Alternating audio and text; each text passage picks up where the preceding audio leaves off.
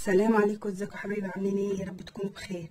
النهارده هعمل معاكم سندوتش جميل جدا وهيعجبكم جدا، وفي ناس كتيره ممكن ما تعرفش عنه او ما جربتوش. اتمنى يا رب وصفتي النهارده تعجبكم وتجربوها. هعمل معاكم التشورزو. ايه التشورزو ده؟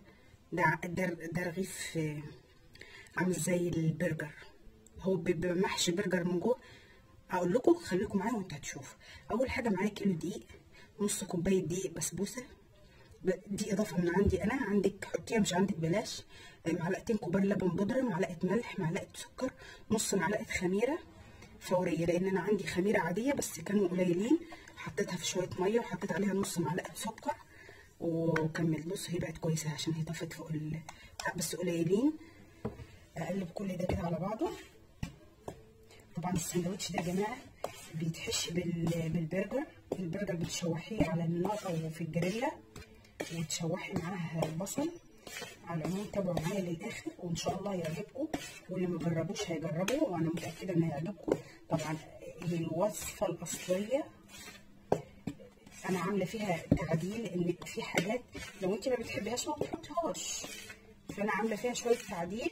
اتمنى يا رب وصفتي تعجبكم وتجربوها. يعني انت الحاجه انا بوريكي بس ان الحاجه ممكن تغيري فيها وبتطلع برده بنفس الطعم ونفس كل حاجه وبتبقى كويسه جدا. اهو طبعا انا حاطه الخميره في ميه دافيه عشان احنا في السقعه، والخميره بتاعتي كانت في الفريزر. بس هعجن بقى ده كله كده عجنه كويسه، ومعايا ميه دافيه مش سخنه ومش بارده، دافيه بس عشان الدقيق بتاعي ساقع والحاجه ساقعه والجو شتاء، عشان ما تاخدش وقت. اعجن بقى كل ده كويس جدا وارجع لكم تاني. طبعا وانا بعجن كده هحط معلقتين كبار كده زيت او معلقه واحده، مكتريش عشان تبقى كويسه. واعجن بقى كده كله كويس جدا. وزي ما قلت لك اي حاجه مش عندك ما تحطيهاش، مش شرط، انت بتغيري وتبدلي في الوصفه. انا هقول لكم الوصفه الاصليه عباره عن ايه. هي انا مش مغيره فيها كتير، بس حاجات احنا مثلا مش بنحبها انا مش حطاها، وحاجات احنا بنحبها انا مزوداها، بس كل ما فيها. اعجن بقى ده كويس جدا. وده حبايب العجينه اهي، بصوا تعجني فيها كده لغايه بصوا تبقى ما تلزقش خالص كده، وايدك تطلع نظيفه. يعني بصوا ايدي كده، لو عندك عجان طبعا بيبقى احسن، بس برضو احنا مفيش حاجه تقف قدامنا. اهو بايدي وعجنتها لغايه ما تبقى ملسه كده من بره. اهو بصوا. بعد كده اعمل ايه؟ بقطعها بقى كور كده قد السندوتش اللي انا عايزاه، او قد رغيف العيش الكايزر. بس اقطعهم كده وارجع لكم.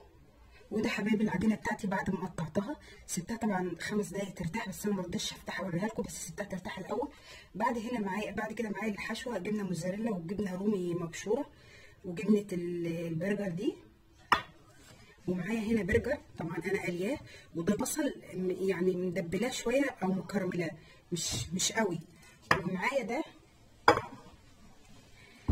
بيتباع عند العطار، ده بيتحط على اللي هو عامل زي الفيجيتار كده بتاع البانيه او بتاع كده مش عارفه، بقسماط بتاع البانيه بس اللي هو خشن. كل ده هوريكم هنعمل فيه ايه. اول حاجه هاخد واحده من العجينه بتاعتي. طبعا بصوا انا فارده زيت على البتاع. هفرد العجينه بتاعتي كده. طبعا هي بترتاح بس 5 دقايق، مش كتير، مش بسيبها تخمر يعني، مش عايزاها تخمر. طبعا هو في الوصفه الاصليه هو بيحط صوص جبنه، طبعا انا ولادي ما بيحبوش صوص الجبنه، فهعمل ايه؟ بعد كده شويه بصل، بعد كده حبه جبنه موتزاريلا وجبنه رومي بردك دول زياده، يعني انت عايزه تحطيهم مش عايزه براحتك. بعد كده افتح مثلث الجبنه ده، شريحه الجبنه الشيدر دي. بعد كده ممكن تحطي واحده تانية او لا، انا هعمل واحده بس اللي هي ب2. بعد كده بتقفليها كده بقى اهو، تقفليها بقى كده، تقفلي كويس، لان انا هقليها في الزيت، وطبعا لو اتقطعت ولا عملت هتفتح منك. لازم تقفليها كويس جدا جدا جدا اهو. بصوا تحاولي تقفليها كويس قوي، ما تخليش فيها اي فتحات اهو. بعد ما قفلتها اجيبها بقى في البقسماط بتاعي ده. طبعا هو في الوصفه الاصليه هو بيحطها في بتاع كده كور بيضه كده عامله زي البسكوت، انا مش عارفه طبعا اسمها. هو بيقول لك بتتعمل لنا احنا مخصوص، يعني المطعم بيقول لك بتتعمل لنا الحاجه دي، بتتعمل لنا احنا مخصوص اهو كده. اخلصهم بقى كله ونروح على البتاع نقليهم. برضو هنا اهو حطيت فردت العجينه، حطيت واحده، احط شويه جبنه. هنا هعملها بواحده بس مش هكتر، لان ممكن يعني الواحد ما يخلصهاش، وعندي اطفال صغيرين، الواحده تبقى حلوه عليه يعني. افتح برضو الجبنه احطها كده.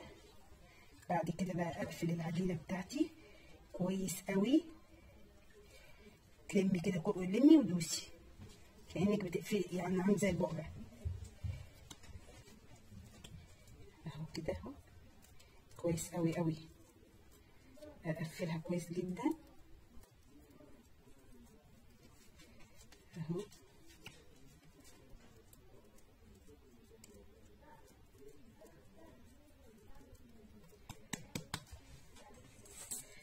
اجيب بردك البقسماط بتاعي زي ما قلت لكم كده.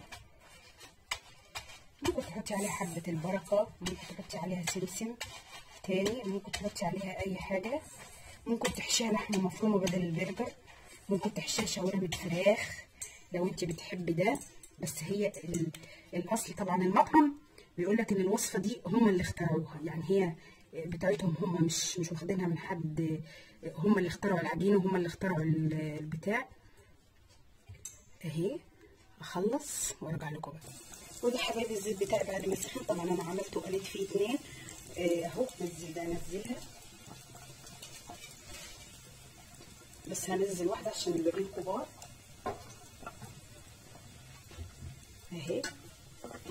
بصي الزيت يبقى سخن، يبقى النار هاديه تحتها مش عاليه عشان العجينه بتاعتك تستوي اهي. بصوا استوت سخنه. دي طبعا كان عليها البتاع قليل اهي. كل شويه تقلبيها كده اهو، والنار تبقى هاديه عشان تتاكدي ان هي استوت من فوق ومن تحت. وده حبايبي السندوتشات بتاعتي اهي. بصوا هي طبعا سخنه مولعه، انا مش عارفه امسكها بعد ما طلعتها من الزيت. وتقعدي تقلبي فيها كل شويه، يعني اقول لكم على كام نصيحه كده عشان ما تبقاش نيه منكم من جوه. تقعدي تقلبي فيها كل شويه، تقلبيها عن ناحيه عن ناحيه، حتى لو ما استوتش تقعدي تقلبي فيها كده وكده. بصوا الجبنه، البانيه، البصل، دي الجبنه الموتزاريلا اهي. اتمنى يا رب وصفتي النهارده تكون عجبتكم وتجربوها. وممكن بدل الخميره ما تحطيش خميره، تحطي بيكنج باودر لو انت مش عايزاها تبقى منفوشه او كده، يعني ممكن تحطي بدلها بيكنج باودر اهو. ودي الوحدات بتوعي اهو. طبعا انا مش عايزه افتحهم كلهم، بس عشان اللي بيبقى عايز يسخن بتاعته يسخنها اهي. اتمنى يا رب وصفتي النهارده تكون عجبتكم وتجربوها. اسيبكم في رعايه الله والسلام عليكم. والزيت النار تبقى واطيه على البتاع. دي الجبنه الموتزاريلا اهي، والجبنه الشيدر. وبعد كده لو بردت وعايزه تسخنيها بتسخنيها في الميكروويف او في الفرن. السلام عليكم.